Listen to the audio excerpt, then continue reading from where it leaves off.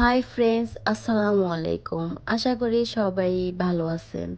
আজকের এই গরম দুপুরে আপনাদের জন্য নিয়ে এসেছি একদম ঘরোয়া, সহজ এবং ঠান্ডা ঠান্ডা একটি পানীয়, কাঁচা পাকা আমের জুস।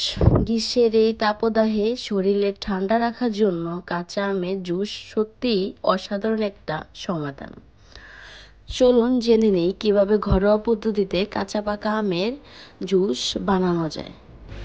প্রথমে আমগুলোকে ধুয়ে নিচ্ছি সুন্দর করে। দেন আমগুলোকে ছিলে নিয়ে আসছি, দেখতে পাচ্ছেন। এখন আমগুলোকে স্লাইস করে কেটে নেবেন।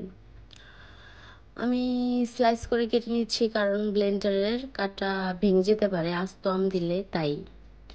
এখন আমগুলো স্লাইস করা শেষ। এখন আমগুলোকে বাটির মধ্যে নিয়ে নেব। জুস বানানোর জন্য যেই সকল উপকরণ লাগবে সেটা হচ্ছে এই আম নিয়ে নিলাম, কাঁচামরিচ নিয়ে নিলাম, তারপরে আমার স্বাদ মতো চিনি নিয়ে নিচ্ছি, লাগলে পরে আবার দিয়ে দিব। লবণ নিয়ে নিচ্ছি। আপনারা চাইলে একটু বিট লবণও দিতে পারেন। এখন যেটা একদম ইম্পর্টেন্ট, আইস, সেটাও দিয়ে দিচ্ছি।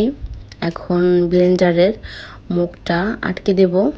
দেওয়ার পরে হচ্ছে এখন ব্লেন্ডারটা অন করে দিচ্ছি। জুসটা হচ্ছে, দেখা যাক।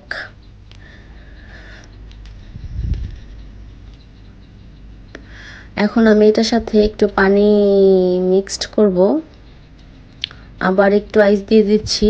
আইসটা কম হয়ে গেছে, এই জন্য। আইস যত বেশি দেওয়া যায় ততই জুসটা বেশি মজা হয়। এখন আমার এটা হয়ে গেছে। আমার কাছে মনে হয়েছে যে একটু চিনি লবণ কম, তাই আমি আবার দিয়ে দিছি। আপনাদের স্বাদ মতো আপনারা দিয়ে নেবেন।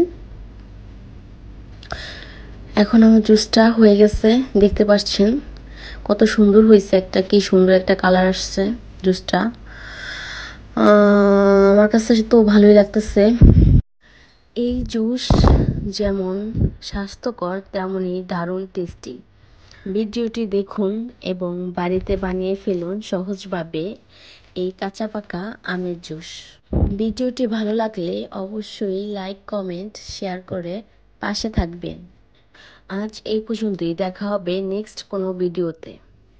ততক্ষণ পর্যন্ত ভালো থাকুন। আর নাই।